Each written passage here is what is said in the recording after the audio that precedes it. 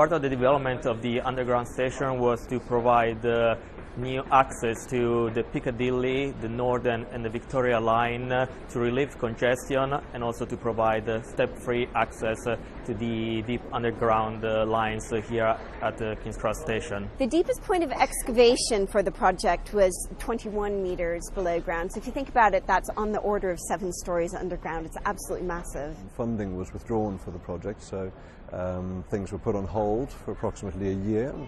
But then with the announcement of the London 2012 Olympics, both this project and the Network Rail project very quickly had to get back online to be ready for the Olympics. The top of the tunnels is within a few meters from the foundations, so we had to make sure that the steps were taken in a way to limit the movements of the foundations, and we had a particular system in place that would inject some materials, a grout, which is a cemented material, that would push up the building for any movement that went above a certain level that was decided in advance.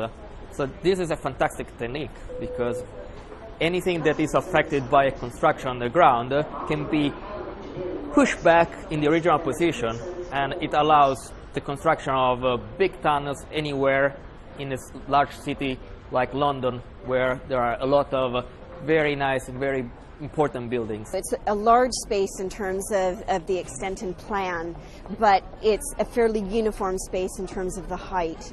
And that space needed to be no more than the absolute minimum.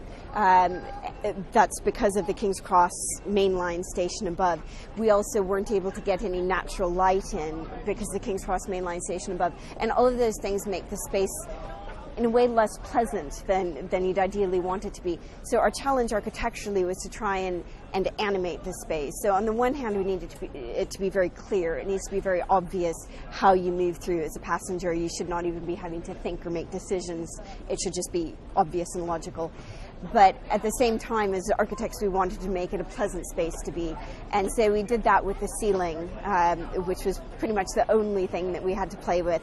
And we did that by breaking the ceiling up into various planes and trying sort of subtly to articulate the flow of movement. Eventually the figures will reach 110,000 people per peak, which is what our station is designed to cope with.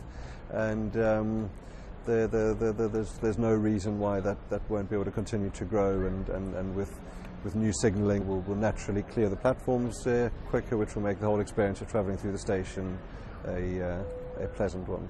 It's a tough job. You work with a lot of numbers, but what I like of engineering is the practical aspect. The fact that you invest time to design something and then you see it happen. So it's that practical aspect of your efforts. Is incorporating all of the stuff that needs to be seamlessly incorporated, and so the ATMs, the signage, the advertising, which is a huge revenue generator for Transport for London, and it's right that we should try and incorporate that if it can help subsidize our transport.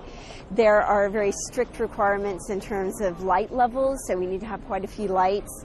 There are strict requirements in terms of contrast between different surfaces for the visually impaired, so we need to accommodate all of those requirements. So there's sort of quite a lot of boxes that you need to tick in terms of the stuff. And somehow that needs to all feel like it's a thought-through space that makes sense in its own right, and that's actually quite a challenge. What was very exciting for me was to be part of a big team of people that work to develop King's Cross, that is a very important hub for the City of London. So to know that I gave a contribution to make all of this happen, that for this perspective of a young engineer, is a great achievement, something that I'm very proud of. There's a future of construction and engineering works that's looking forward for the next 20, 30 years. So the level of investment required for London Underground and for London to be able to grow means that stations have to be modernised, regenerated, redeveloped So it's a good time to be an engineer. There hasn't been a better time. I love being an architect, and I'm so glad I made that choice. I think it's been a brilliant decision. What I love about working on this project is that it's something that so many people use. It's a part of the everyday life of hundreds of thousands of people, and it's something that an even larger number than that will use on a more occasional basis. So you're really making a difference. The decisions that you make and what you're creating is something that matters for a lot of people, and that's really quite a privilege.